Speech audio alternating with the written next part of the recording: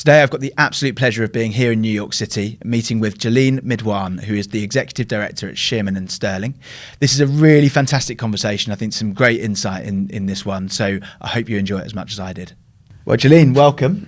Welcome to the pod. It's an absolute pleasure to be here in New York, I must say, and a pleasure to meet with you today. So, look, I just wanted to start by kind of talking a little bit about your leadership style, right? I think, you look at your career, it's quite unique, transitioning from a people role into an executive director role, right? It's not a well-trodden path. Right. So I guess I just wanted to start by asking the broad question.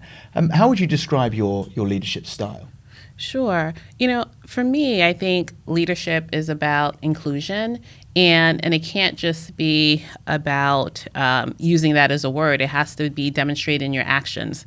So my leadership style is really ensuring that when I hire smart people, making sure that I support them and effectively let them lead me as well. One of the things that I learned early in my career is that you have to surround yourself with smart people, but you also have to enable them to do what they're best at, and which means leveraging their point of view, leveraging their expertise. I also try to surround myself with people who are not afraid to disagree with me. And because what I found from a leadership perspective is that as you get higher up the ranks, people have a tendency of not wanting to disagree with you once you have declared a point of view, and I find that to be a tragedy. Right. Surround yourself with people who think differently. I actively do that, because I don't want to be surrounded by people who just think like me. So inclusion to me, which is the one word I would use to describe my style, is putting those things into practice. Nice. Yeah, it's an interesting one, isn't it? Because I guess it comes all the way back to, when you are building a team, you're developing people, you're hiring externally, whatever you're doing, you have to bring them into your team based on a set of values, right? And if they all share the same values, then ultimately you can let people have the creative freedom to be who they want to be. But I see that from the opposite perspective sometimes, where you bring people in, you let them be who they want to be, and maybe that doesn't quite align from a cultural perspective. Have you had that situation play out at all? Yeah, I have. But I think also there's a difference between soliciting people's opinion and their perspective versus just enabling them to demonstrate behavior that doesn't align with your personal values or what the firm values are.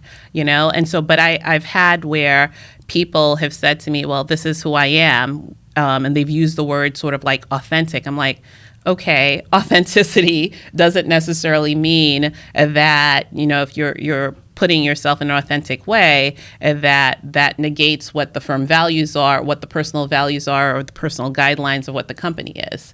And so I think that there's a distinction that in terms of soliciting people's point of view, which might be different from your own, but also too having that balance of that what they're demonstrating is different than what the culture or the values of the company is. That's a distinction. Right. Yeah, and coming back to what you were saying previously about the inclusivity point, I think that kind of leadership from within is a fairly new concept, right? It is, because, one of the things that I found, and I dealt with it especially early in my career, when you move from individual contributor to leader, it's a big deal, right? Because all of a sudden, you're being judged from your individual contributions, what you can control yourself, where then you're now shifting into being judged because of how do you motivate, inspire, others. And that can be really difficult. And when you step into that leadership role, I feel that, I know initially for me, you feel like you're being judged. Right. And you feel like you have to have all the answers, kind of from that perspective. And so you really have to then start shifting the mindset and thinking, well, no, inclusive is listening to others, getting their point of view, knowing that you're not always right.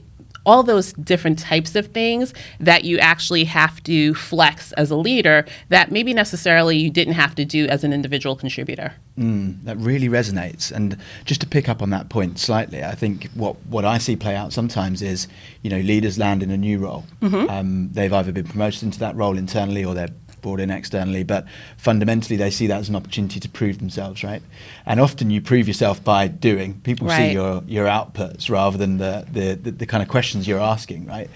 And that creates a tricky dynamic to navigate for some people, right? Indeed. How did you manage that when you were stepping into a new world, into the leadership role that you're now in? You know, for me, it's really about being comfortable with yourself and understanding that stepping into a new role, I'm not going to have all the answers. Right. And that there are certain things that I'm going to have to learn, and that I'm going to have to leverage others and sort of what their expertise is. And that's a little scary, right? Because when you're stepping into a new role, you want to be thought of as the subject matter expert and things like that. But what changed it for me is I actually had a key leader and mentor and said that, you know what, it's about engagement. And that, you know, as a leader, you're engaging the people that you're managing by soliciting their point of view, soliciting their opinion. And no one wants to be in a place where you feel that your opinion doesn't matter, that your opinion doesn't matter, that, you know, that you're not going to be asked what your perspective is. And so them saying that to me just kind of, you know, shifted my perspective that it's not showing a deficiency, it's actually showing strength by being able to ask people their point of view, opening up potentially maybe a blind spot that I may have, looking at a different perspective. But then while I'm doing that, I'm also engaging them because I'm leveraging their expertise. So it helped me see things in a way that, you know, before I was seeing by asking others was more of a weakness, but then it was really more of a strength in terms of how you're engaging people. And the other thing I found is that the more seasoned people that you are managing, the more that engagement and soliciting their opinion becomes even more important. It matters, right? It matters. It reminds me of an analogy actually that I heard recently, which really kind of struck me, which was, you know, you get two tennis players on a tennis court, right? Yes. But the tennis court is kind of mapped out, and as soon as the ball goes out, they know the ball's out. But other than that, they play their own individual games. Yes. And they're both completely different to one another, right? But they know the rules of the game. And other than that, it's kind of creative freedom. You do what you want to do, right? Exactly right. And it's funny that you say that because I actually love tennis and I play a lot, and I find that that's exactly right. You know, playing individual tennis versus singles versus playing doubles is a whole different point of view where you have to be much more in tune to your partner, understand, work as a team and things like that. So that's more of a team sport, but you're right. But when you're in singles, it's not necessarily about, you know, you'll have to worry about your fitness, what are you doing, where you're going to be on the court versus when in doubles, I have to worry about my partner. Am I communicating, you know, where are they going to be? What am I anticipating? So the role of the leader is to basically map out the tennis court and define the rules, and then other than that that's easy breezy. Yeah, exactly. Nice, cool. And look, you know, you talk about inclusivity, right? I think inclusivity is something that is demanded of leaders and organizations nowadays more than ever, right? But it's a difficult thing to get right. So, you know, how do you bring out those different personalities and actually enable them to be themselves, create that comfort zone, if you like? Yeah, and I do it in a few different ways. The one lesson that I learned is that, you know, the hard way was that when you're managing people, you have to be prepared that people are very different than your own personality. And I'll give a story is that I remember in my career, I had gotten a 360 feedback, and I thought that I was just going to crush it. And I thought, of course, my team loves me. And the results came back, and they were mixed. And the interesting part was that the people who were much more like my personality, like teamwork, really like brainstorming, things like that, loved me. And the people who needed something else in terms of more structure, more time to think, really much more condensed agendas and things like that, didn't think I was so great. And it was really a humbling experience because, you know, what that said to me is that as a leader, you have to know that you're leading people, some very similar to your style and some very different. and you have to, and it might be easier to lead those who are much more similar to you than those that are different, but you have to cater to all different styles. Right. And so I've adjusted accordingly and making sure that, like, whether it's a meeting that I'm having, that I'm making sure that I'm looking at all styles. If it's someone that I particularly see it's quiet, how do I make sure that I'm bringing and drawing them out, asking a question, and not the people who are just comfortable giving their point of views. So it was just a really interesting thing. By just having that 360 feedback enabled me to see a blind spot in myself that I hadn't seen before and wasn't expecting. But you still have to have the kind of the intellect and the curiosity, I guess, to figure out what that 360 feedback means, right? Because you can take the feedback in itself. It doesn't necessarily give you the direction to say, this is how you improve, right? No, you have to be introspective. I'm always thinking about, like, you know, what can I do better? What does that mean? Am I doing the right things? And the feedback in itself, without taking a pause to kind of think about it and really kind of figure out what that means for you. What does that mean for your own personal growth? Note to self, getting the feedback on a Friday where it kind of kills your weekend. Probably not the best idea, because I think I stewed, you know, all weekend kind of thinking about it. But you know what? It was a gift, right? Because I think that, you know, people treat you not how you see yourself, but how they see you. Cool. And unless you're, you know, someone's has the courage to be able to tell you that, you know what, when you did this, you know, it impacted me in this way, you know, sometimes you never know. And it's not a comfortable thing for people to kind of give feedback, right, from that perspective. So yeah, it's so interesting. I mean, look, people take feedback in different ways, right? Oh, yeah. I think you have to be a certain type of person to really embrace it and properly learn from it. But it's interesting, you know, I have a lot of these types of conversations, and 360 feedback tends to come up a lot with leaders, with executive level leaders, and they talk about it in the sense of, this is a moment where I've learned something about myself, right? Oh, absolutely. It's all about, like, you know, we all have blind spots, and we all have things that, you know, that we're good at, and, you know, and some things that we're not so good at. To me, it's about being self-aware, understanding what your triggers are, and then the things that might be, you know, trigger points, or that you might not be great at from a leader perspective, you know, honing it in on it. But it's really hard if you're not soliciting the feedback, if people are not trying to coach you from that perspective, because you will, you know, you'll just think that, you know, either you're perfect or you're not aware of some of the tendencies. Of course, yeah. Yeah, and I guess there's another aspect of it, which is about being yourself as well. Yeah, absolutely. Right? And does that ever come into conflict with trying to evolve your skills and capabilities? Yeah, I think, you know, being yourself, and, you know, I think, like, in recent years, you know, people love to use the word authenticity, right? And what does it mean to kind of be an authentic leader? But for me, it's you know, a leadership and where you are is the culmination of your background, your skills, your experience, and, you know, and each leader brings kind of something different to the table. I think that I've had to learn to be comfortable, especially being a woman and a person of color, and oftentimes there are not a lot of people that look like me in sort of like C-suite and leadership roles, and that I may have a perspective that's different. Right. And that than what the norm is, and feeling comfortable to be able to share that perspective and know that, you know, that I was hired because of my background and all these skills, but to bring a fresh perspective that perhaps, you know, someone else doesn't have. Yeah.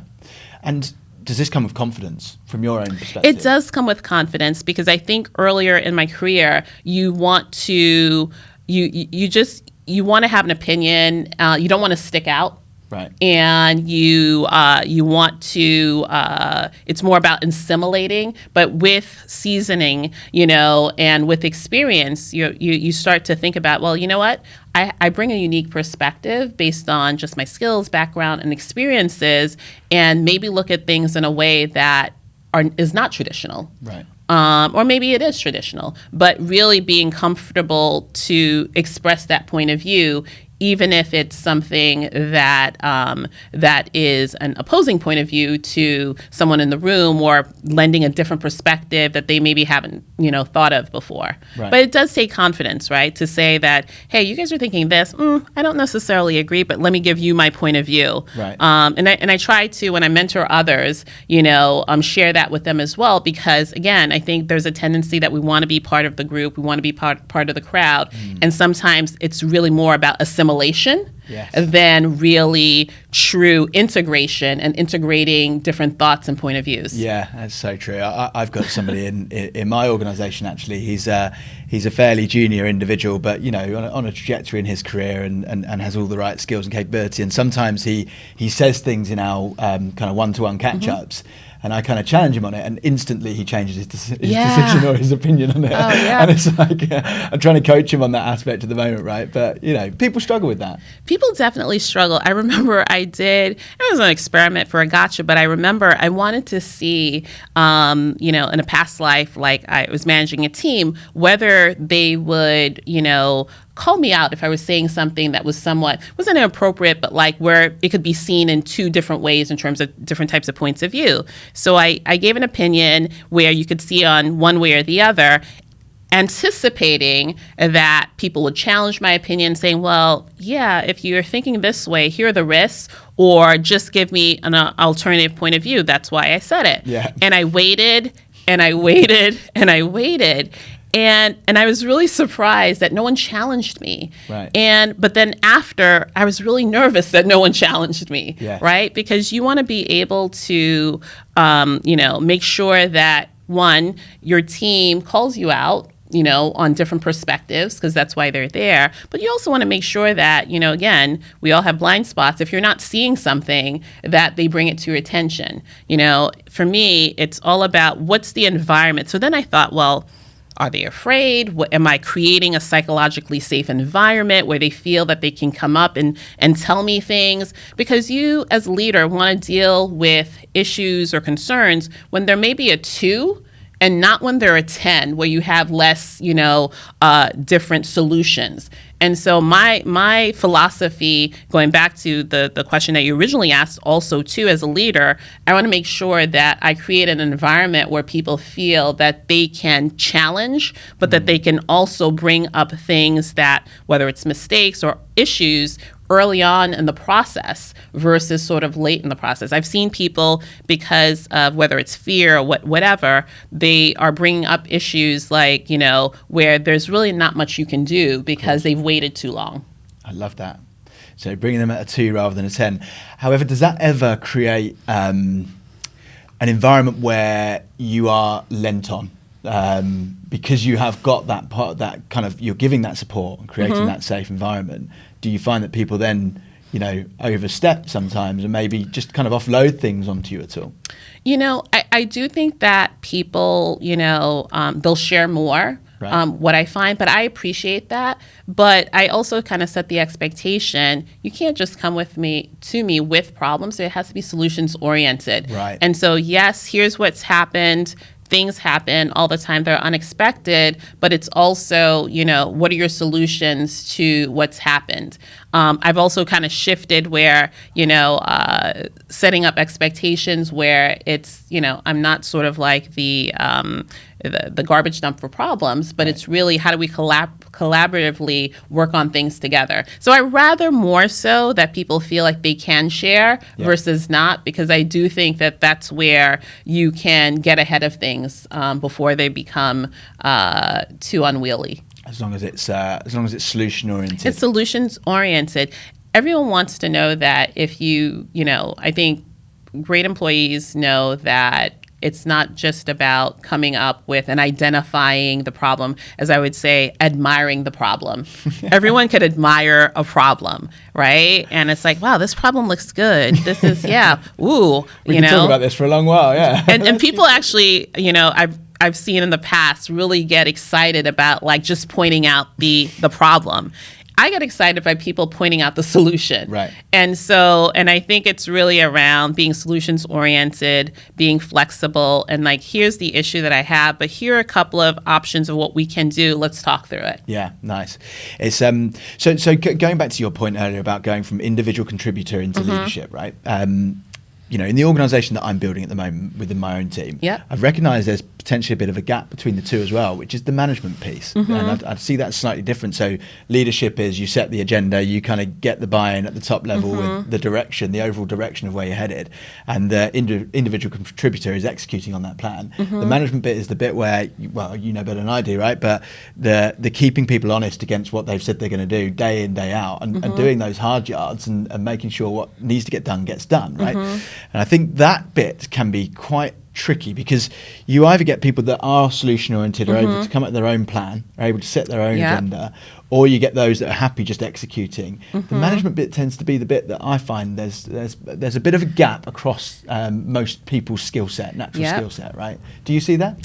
I do, and that's actually the challenge of sort of managing and being leaders, is recognizing that different people have different skill sets, and how do we, extract the best in everyone. So one person might be great in terms of implementation and execution, while another person might be great from a strategy perspective, and understanding as a team, what people's strengths are, potentially what their deficiencies are, but making sure that you build up a team where you have a myriad of skill sets and strengths from that perspective. Right. Also, too, making sure that from an accountability perspective, that you do hold people accountable to what they say. A lot of times, have people put in things in writing. What does that look like with respect to your plan? Going back to it and just saying that here are the 3 things that you said that you would accomplish. Let's talk about why or why not you didn't hit those goals and things like that. Right. And so it's a combination of leveraging people's strengths, understanding where their strengths are, but also holding them accountable to what they said that they're going to do. I like things in writing because I feel like it just puts things on paper. It's about accountability for yourself and being able to have a document that you can kind of reference back to. I've known people in the past, they never put anything in writing because they don't want that accountability. They want that fudge factor where it's like, well, didn't write it down from that perspective. But also, too, it's also as you're building the team, making sure that you build the team with different skill sets in mind. I try to be really self-aware about the fact that, I'm big picture, I'm strategic, I'm an implementer, but if I'm hiring someone, I want to make sure that, I'm going to also hire someone that's really good in the details. Yes. And that to supplement, maybe that's a deficiency of mine. Of course. I can build a plan, but, the details. And so I think each leader has to know what they're really good at and what they're not good at. Right. And then as they're building their team and they're pulling people around them, that they leverage that complement those skills. Yeah, absolutely. And there's nothing to say, it's this people, well, you said that you're not good at something. No one's good at everything. No. And so, it's about being honest with yourself. We all have things that are our strengths. Yeah. I think the best leaders are acknowledge that. They are super self-aware about what are the things that really make them great, and then they surround themselves with people that can complement their own skill sets for things that they may not be so great at. Of course, yeah. Well, I look at sport a lot for kind of performance, direction around how to elicit high performance from individuals, and you never see a sports team with everyone in the same position, right? Precisely, exactly. It's kind of that, but okay, cool. So, and in terms of your, like, if you look at your career holistically, are there periods where you feel like you've been on a sharper learning trajectory, where you feel like you've developed at a faster pace, and if so, what's kind of driven that, do you think? Yeah, it's interesting. I always feel like I'm hard on myself, from that perspective. I like being put into new environments where I can learn. And I find that, when I'm putting into positions that are newer, then I thrive just because I'm doing the work, I'm researching. Prior to 3 years ago, I had never worked at a law firm environment before. And it was a challenge kind of from that perspective. And so for me, I dug in. I learned as much as I can about the industry. I read a bunch of trade publications, just immersed myself. Right. And so I find that when there are things that I don't know, I immerse myself into it, nice. And then that kind of helps me. Ah, perfect. So it's taking it upon yourself to go and do the kind of theoretical based learning initially. Absolutely. I think we all have the capacity to learn what have you, but especially I couldn't come into an industry that I hadn't been into before and not do the work. Yeah. And not understand what the key issues are, not understanding what's happened in the past, what the market is, where is it going, and so really doing that homework. Amazing. And look, we kind of touched on it, or I touched on it at the beginning with you, that you know your trajectory from people into executive director, it is unique, right? Particularly when you haven't been practicing law your whole life, for example. What's enabled you to do that, do you think? I think it's a combination of skills. I mean, starting from people, I think I had an advantage in the sense that I was interfacing with all the different groups to begin with. When you think about executive director, it's more of an operations, broader set of responsibilities where you're looking at the inner workings of a firm from a people, a process, a structure, and how you are going to effectively leverage those things to enhance business performance. And so when I was in the chief people officer role, I'm interfacing with the heads of technology, with the heads of operations, with finance, with communications, et cetera, and really understanding their business, but through a people lens and building that. So I felt like it was more of a natural extension because I understood what the individuals did. Many of them I helped recruit and many people on their teams, and being able to understand, take a step back and understand the big picture, the inner workings of the firm, how they made money, what the functional, the teams did, I thought was advantageous. Right. Okay, cool. And so was this always the plan? No. Right. It's such as life, right? Yeah. You're going along and life happens. Right. But the question is that when something's not part of the plan, how do you pivot? What do you do? Yeah. Right. And do some folks are like, ooh, I don't want that responsibility, I'm scared. Or do you embrace it? You lean into it, know that you may not know all the answers, but you'll figure it out. You'll work hard, you'll ask the right questions, and you'll figure it out. You make it sound so simple. I wish. Breaking that down a little bit, right? So you've talked a lot about kind of being question led, and not necessarily wanting to be the smartest person in the room, wanting to bring other strengths out.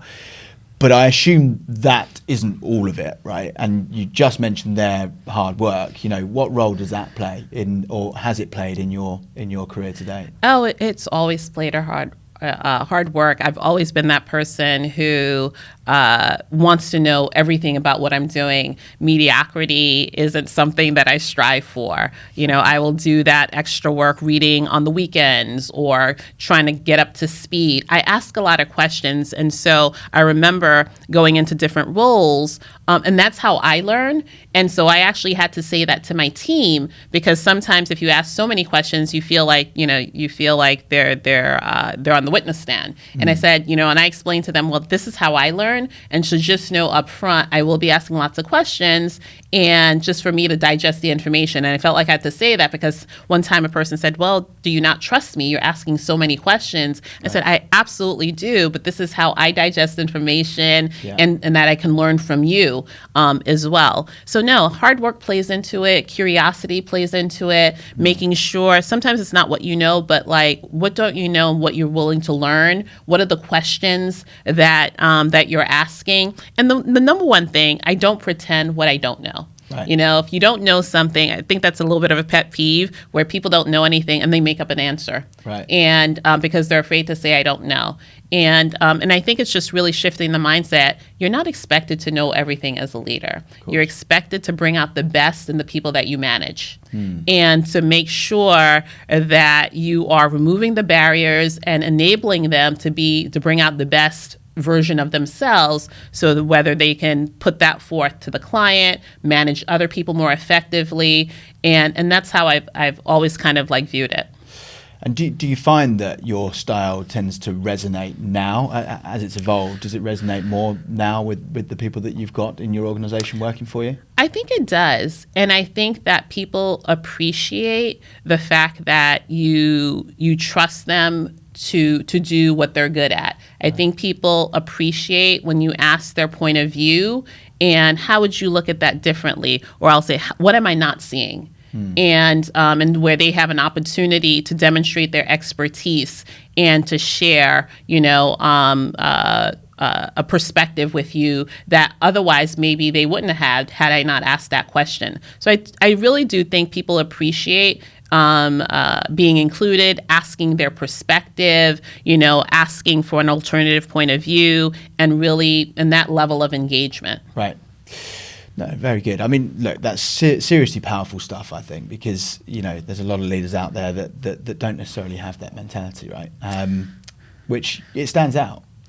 And part of it too, and I think we talked about this a little bit before, is I think that sometimes, and I know I've felt this, sometimes as leaders you feel like you're being judged, and that when you're leading large teams that you have to have all the answers, right? And that and so therefore it's more of dictating versus thinking about, and that's one style, but for me it's more about like, what am I missing by not including people who may have something to say, but I'm not actively seeking that out? Yeah. What are the missed opportunities? Because I believe great ideas come from everywhere. Yes.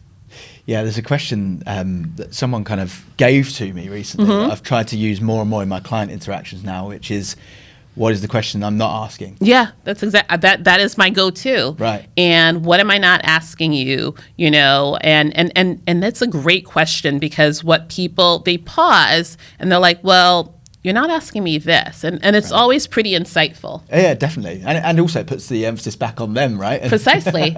Solutions oriented, right? Yeah, no, definitely. Okay, cool. And look, you don't get to the level that you're at and the role that you're in without the ambition underpinning kind of all of the hard work and all of the skill development and everything else. So where does that come from for you personally? I've always been driven. And I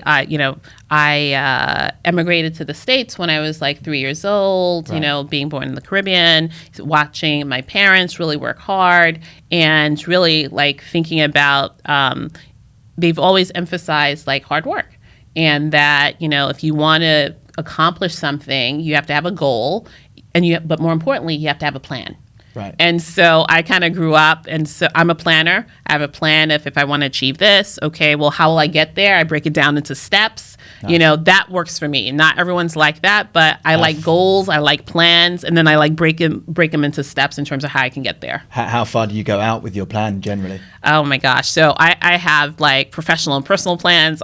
I'll usually go out, like I'll do a short-term plan, where do I want to be in 2 to 3 years, and I'll do a longer-term plan, you know? Where do I want to be in 5 to 10 years? And what does that look like? Excellent. And I assume that the horizon is always kind of changing a little bit. Absolutely.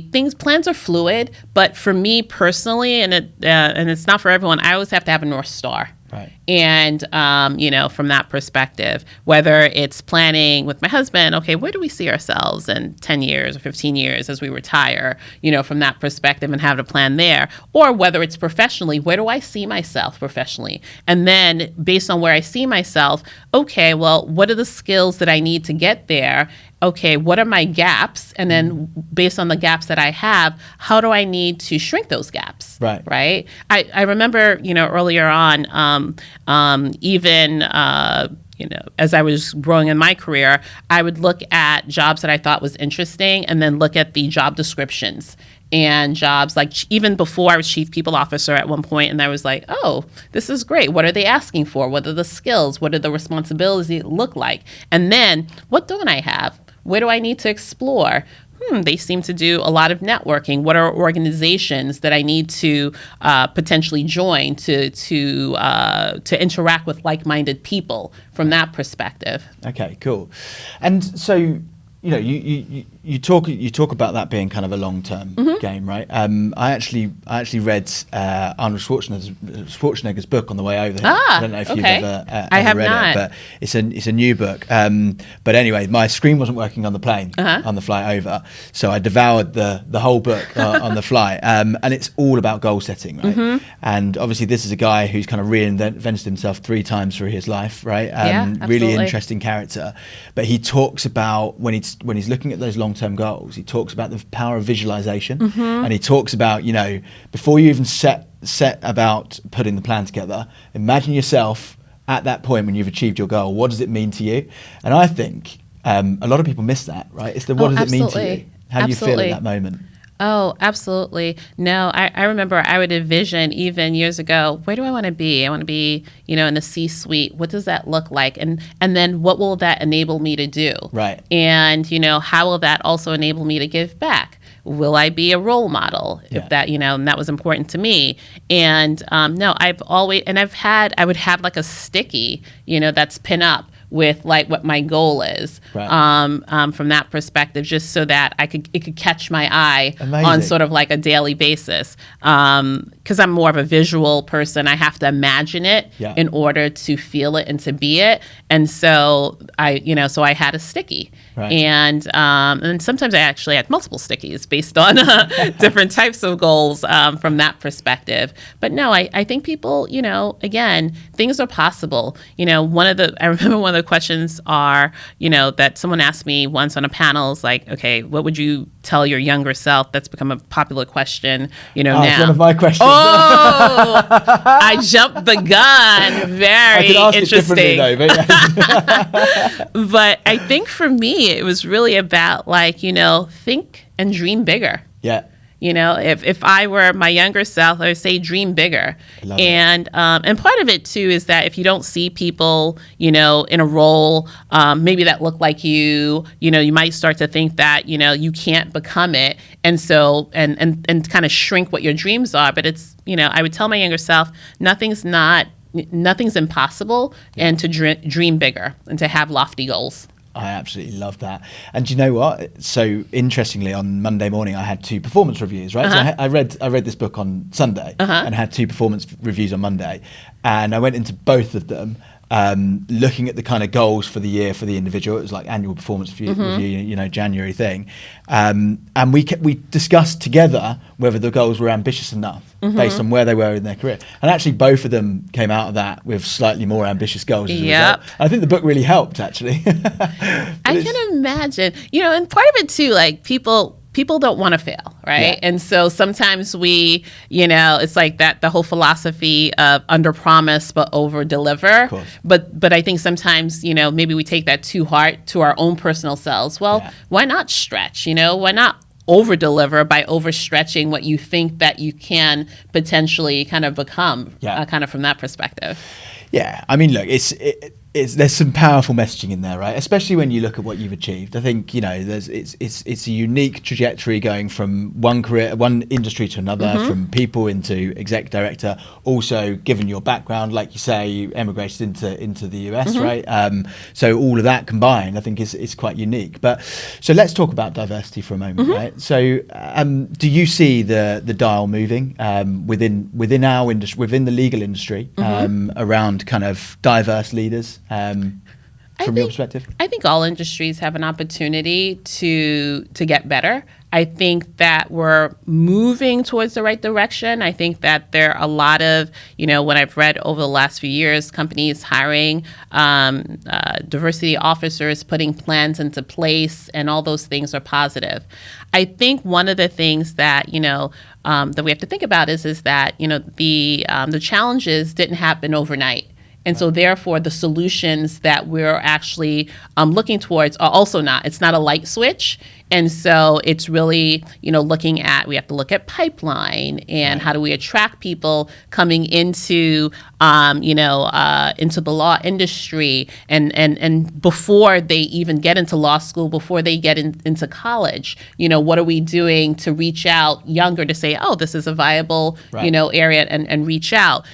So there are a lot of things things that we could be doing. I think that, again, there are a lot more things that we could be doing, but I think we also have to make sure that,